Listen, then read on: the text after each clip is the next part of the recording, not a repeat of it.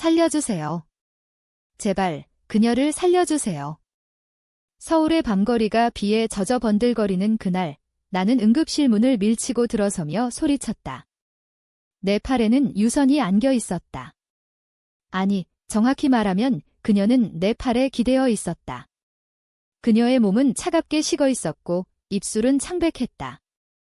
오메가로서의 나, 유하는 그 순간 공포에 질려 있었다. 알파인 그녀, 유선은 평소처럼 냉정하고 강인한 의사였다. 하지만 오늘 그녀는 환자였다. 응급실은 혼란의 도가니였다. 서울대학교 병원의 ER은 언제나 그렇듯 사고 피해자들로 가득 차 있었다. 간호사들이 바쁘게 움직였고 의사들의 목소리가 메아리쳤다. 나는 유선을 들것에 눕히며 떨리는 손으로 그녀의 손을 잡았다. 선아, 제발. 깨어나봐. 유선은 서울에서 유명한 ER 의사였다. 알파로서의 그녀는 냉철하고 감정을 드러내지 않았다. 병원 동료들은 그녀를 더름 여왕이라고 불렀다. 그녀의 페로몬은 강렬하지만 억제제로 인해 거의 느껴지지 않았다. 나와 그녀의 만남은 우연이었다. 나는 작은 카페에서 일하는 오메가, 평범한 삶을 살던 28살의 유하였다. 그녀는 그 카페의 단골이었고 항상 블랙커피를 주문했다. 대화는 거의 없었다. 하지만 그날 그녀가 쓰러지는 걸 목격한 건 나였다.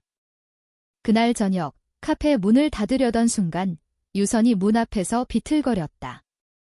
괜찮으세요? 내가 물었지만 그녀는 대답 대신 쓰러졌다. 심장 마비. 아니, 알파의 과로였다. 병원으로 달려가는 택시 안에서 나는 그녀의 손을 잡고 기도했다. 한국 사회에서 알파와 오메가의 관계는 복잡했다. 특히 여성들 사이에서는 더했다. 가족의 기대, 사회의 시선. 하지만 그 순간 나는 그런 걸 생각할 겨를이 없었다. 응급실에서 의사들이 달려왔다. 환자 상태는 한 젊은 의사가 물었다. 알파예요. 갑자기 쓰러졌어요. 왜 내가 대답했다. 그들은 유선을 데리고 들어갔고 나는 기다림의 지옥에 갇혔다. 시간은 느리게 흘렀다. 병원 복도는 한겨울처럼 차가웠다. 주변에는 가족을 기다리는 사람들이 있었다. 한 어머니가 아이를 안고 울고 있었고 노인이 지팡이를 짚고 앉아 있었다. 한국의 의료 시스템은 훌륭하지만 그 안에서 기다리는 건 고통이었다. 마침내 문이 열리고 유선의 동료 의사가 나왔다. 안정됐어요. 과로로 인한 탈진입니다. 알파라서 회복이 빠를 거예요. 안도의 한숨이 나왔다. 나는 유선의 병실로 들어갔다. 그녀는 눈을 뜨고 있었다. 당신. 왜 여기 있어? 그녀의 목소리는 여전히 차가웠다. 제가. 당신을 데려왔어요. 내가 말했다. 그녀의 눈에 순간 혼란이 스쳤다. 알파로서의 그녀는 도움을 받는 걸 싫어했다. 고마워. 하지만 갈 수 있어, 그녀가 말했다. 하지만 나는 가지 않았다. 그날 밤, 나는 그녀 곁에 앉아 있었다. 병실 창밖으로 서울의 야경이 보였다. 네온 사인이 반짝이는 한강다리, 멀리 엔서울타워. 한국의 밤은 아름다웠지만 외로웠다. 유선은 처음으로 나를 제대로 봤다. 이름이 뭐야? 유하예요. 오메가지, 그녀가 물었다. 나는 고개를 끄덕였다. 알파와 오메가의 페로몬이 공기 중에 스며들었다. 억제제 때문에 희미했지만 그 연결은 느껴졌다. 그날부터 우리의 이야기가 시작됐다. 유선은 퇴원 후 카페에 다시 왔다. 이번에는 블랙커피가 아닌 따뜻한 라떼를 주문했다. 왜? 내가 물었다. 변화가 필요해, 그녀가 대답했다. 그녀의 미소는 처음이었다. 냉정한 알파가 웃었다. 오메가는 그 미소를 처음으로 나눈 사람이 됐다. 우리는 천천히 가까워졌다. 서울의 거리를 함께 걸었다. 홍대에서 스트리트 퍼포먼스를 봤고 인사동에서 전통차를 마셨다. 한국 문화는 우리를 감쌌다. 추석 때 그녀는 가족 없이 혼자였다. 부모님은 내가 물었다. 오래전 헤어졌어. 알파로서의 압박 때문에 그녀의 목소리에 슬픔이 스쳤다. 나도 마찬가지였다. 오메가로서 결혼 압력을 받았지만 나는 여성을 사랑했다. 사회는 그것을 받아들이지 않았다. 우리의 사랑은 조용히 피어났다. 키스는 없었다. 단지 손을 잡고 눈빛을 나누는 것 하지만 그 안에 깊은 감정이 있었다. 유서는 병원에서 여전히 냉정했다. 환자들을 구하는 그녀의 모습은 영웅 같았다. 나는 카페에서 그녀를 기다렸다. 우리의 일상은 평화로웠다. 하지만 한국 사회의 그늘은 점점 다가왔다. 유선의 병원 생활은 가혹했다. 이알 의사로서 그녀는 매일 생사의 경계에서 싸웠다. 서울의 교통사고, 자살 시도, 심장병 환자들. 알파로서의 그녀는 강인했지만 피로는 쌓였다. 나는 그녀를 지탱했다. 저녁에 집으로 돌아오면 한식으로 만든 김치찌개를 데워주었다. 맛있어, 내가 물었다. 내가 있어서 좋아, 그녀가 대답했다. 우리의 대화는 점점 깊어졌다. 하지만 충돌이 시작됐다. 유선의 가족이 나타났다. 그녀의 어머니는 전통적인 한국 가정의 상징이었다. 선아, 결혼할 때가 됐어.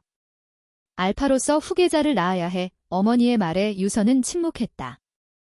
나는 그 자리에 없었다. 하지만 유선이 나에게 털어놨다. 엄마가 나를 압박해. 오메가 남성과 결혼하라고. 그녀의 눈에 눈물이 고였다. 알파 여성으로서의 그녀는 사회의 기대를 짊어졌다. 나도 마찬가지였다. 내 가족은 시골에서 살았고 매번 전화로 물었다. 화야, 남자친구는? 나는 대답할 수 없었다. 한국에서 LGBT는 여전히 금기였다. 특히 ABO 세계에서 알파 오메가 커플은 이성애가 표준이었다. 동성애는 숨겨야 할 비밀이었다. 우리의 관계는 깊어졌지만 비밀로 유지됐다. 우리는 명동에서 쇼핑을 하며 웃었고 한강에서 자전거를 탔다. 봄에는 여의도 벚꽃 축제에 갔다. 꽃잎이 흩날리는 그곳에서 유선이 말했다. 너와 함께라면 모든 게 아름다워. 나의 심장은 뛰었다. 하지만 그 뒤에 그림자가 드리웠다. 반전이 왔다. 유선의 병원에 새로운 인턴이 왔다. 그녀의 이름은 지은, 베타 여성이었다. 지은은 유선을 동경했다. 선 선생님, 정말 멋져요. 지은의 말에 유선은 웃었다. 나는 질투를 느꼈다. 하지만 그것은 시작이었다. 어느 날 유선이 늦게 왔다. 미안, 지은이랑 회식이었어. 그녀가 말했다. 나는 불안했다. 점점 유선의 태도가 변했다. 그녀는 더 자주 피곤하다고 했고 나와의 시간을 줄였다. 병원이 바빠오 그녀의 핑계였다. 하지만 나는 알았다. 지은과의 관계가 깊어지고 있었다. 지은은 이성애자였고 사회적으로 받아들여지기 쉬웠다. 유선은 압박에 굴복하고 있었다. 고조되는 긴장 속에서 나는 대면했다. 선아, 지은이랑 무슨 일이야? 내가 물었다. 그녀는 침묵했다. 그냥. 친구야. 하지만 눈빛이 거짓말을 했다. 배신감이 밀려왔다. 알파로서의 그녀는 강했지만 감정적으로 약했다. 사회의 시선이 그녀를 짓눌렀다. 그날 밤 우리는 싸웠다. 너는 나를 사랑하지 않아. 내가 소리쳤다. 아니야. 하지만 가족이, 사회가 그녀의 말에 나는 울었다. 한국의 문화는 우리를 가로막았다. 제사, 가족 모임, 결혼의 압력. LGBT로서의 우리는 외로웠다. 하지만 사랑은 포기되지 않았다. 유선은 고민했다. 그녀는 이알에서 또 한 명의 환자를 구했다. 그 환자는 오메가 소녀였다. 너처럼 강해져. 유선이 소녀에게 말했다. 그 말은 자신에게 한 말이었다. 충돌의 정점은 여름에 왔다. 유선의 어머니가 서울로 왔다. 선아, 지은이라는 애를 데려와봐. 어머니의 말에 유선은 나를 숨겼다. 나는 카페에서 기다렸다. 하지만 지은이 유선의 집에 갔다는 걸 알았다. 배신이었다.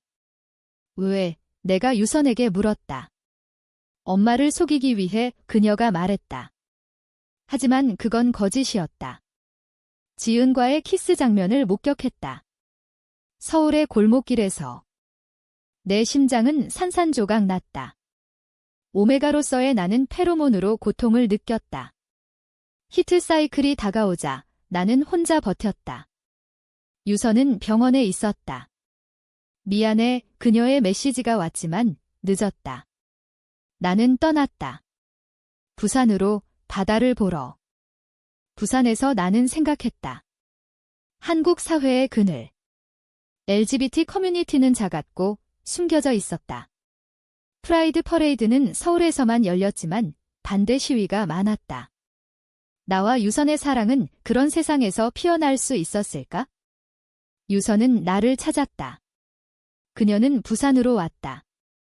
화야, 돌아와. 그녀가 말했다. 바다 바람이 불었다. 해운대의 파도가 우리를 감쌌다.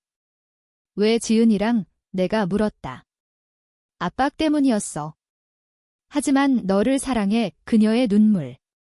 알파로서의 그녀가 울었다. 우리는 화해했다. 하지만 고난은 계속됐다. 유선의 어머니가 알았다. 동성애. 그건 병이야. 어머니의 말에 유선은 반항했다. 엄마, 나를 받아줘. 가족의 갈등이 깊어졌다. 한국의 가족주의는 강했다. 효도, 혈통의 압력. 병원에서도 문제가 생겼다. 동료들이 우리의 관계를 의심했다. 알파 의사가 오메가 여자와 소문이 퍼졌다. 유선은 압박을 받았다. 하지만 그녀는 버텼다.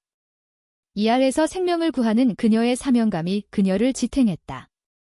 우리의 사랑은 깊어졌다. 가을에 우리는 제주도로 여행했다. 검은 모래 해변, 오름을 오르며 우리는 약속했다. 함께할게. 하지만 운명은 잔인했다. 유선이 사고를 당했다. 이알로 달려가는 중에 교통사고. 사고 소식을 듣고 나는 병원으로 달려갔다. 유선은 중환자실에 있었다. 알파의 몸은 강했지만 상처는 깊었다. 선아, 내가 그녀의 손을 잡았다. 그녀는 눈을 뜨지 않았다. 의사들은 회복 가능성이 있지만 시간이 필요해라고 말했다. 그 기간 나는 그녀 곁을 지켰다. 병원 복도에서 기다리며 한국의 문화를 생각했다. 우리의 사랑은 사회의 틀을 깨는 것이었다. LGBT로서의 우리는 투쟁자였다. 유선의 어머니가 왔다. 너 때문이야. 어머니의 말에 나는 울었다. 하지만 어머니도 변했다. 유선을 지켜보는 동안 그녀는 나를 봤다. 선이가 너를 사랑하나 봐. 어머니의 변화였다. 한국 가족의 따뜻함이 드러났다. 미안해. 어머니가 말했다. 우리는 함께 유선을 기다렸다. 겨울이 왔다. 크리스마스의 서울 거리는 불빛으로 물들었다. 유선이 깨어났다. 화야, 그녀의 첫말. 회복 과정에서 우리는 더 강해졌다. 유선은 병원을 그만두지 않았다. 오히려 더 열심히 일했다. 생명을 구하는 게 내 사명이. 그녀가 말했다. 지은은 떠났다. 배신은 과거가 됐다. 우리의 관계는 공개됐다. 병원 동료들은 처음엔 놀랐지만 받아들였다. 사회는 변하고 있었다. 한국의 젊은 세대가 LGBT를 지지했다.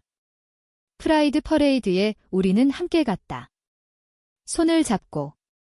결국 우리의 이야기는 인문적인 결말을 맞이했다.